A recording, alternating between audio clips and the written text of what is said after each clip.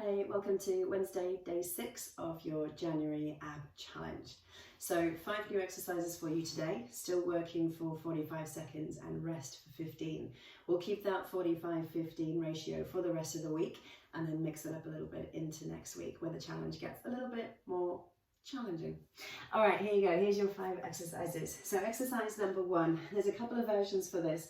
You're going to aim to sit tall up on your hip bones, long through the back of the body, pick your legs up and hold here. If you can, release your knees and extend your arms alongside your shins. To intensify this option, extend both arms and legs. This is a little bit more challenging.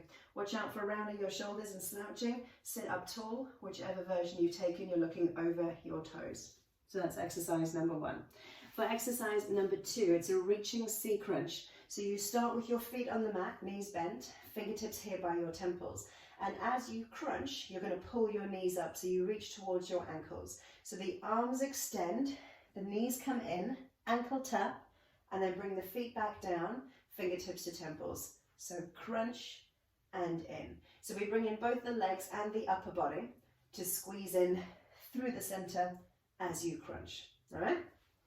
Exercise number 3 is kneeling side bends. So we're using gravity for this one. The hips are underneath the knees, but it might make sense to bring your feet underneath you and touching behind. You can start with your fingertips on your temples, lean side to side, take the bend as far as you comfortably can, left to right.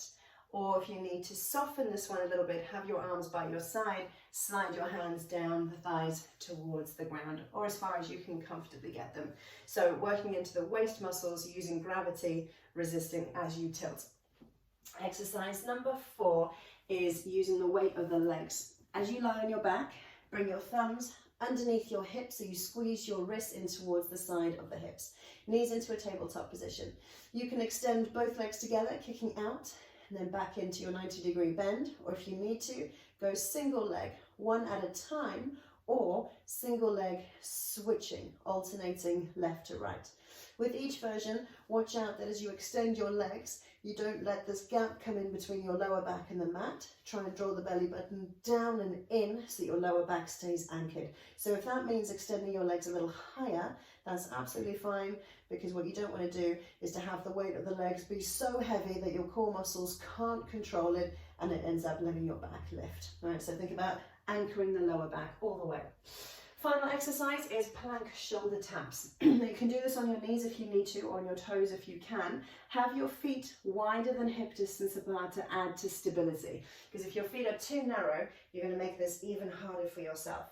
Long line, shoulders, hips and heel for your plank, and then you're going to alternate tapping right hand to left shoulder, reset, left hand to right shoulder, reset. Try not to let your hips rock and shift as you do this. If you're on your knees, have your knees further away from your hips, because the more underneath they come, the easier this gets, almost to the point of it being a little bit ineffective.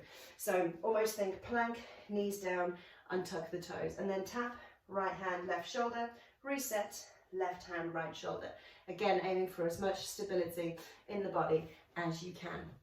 So those are your 5 exercises for today. 45 seconds moving, 15 seconds rest. I'll see you again tomorrow.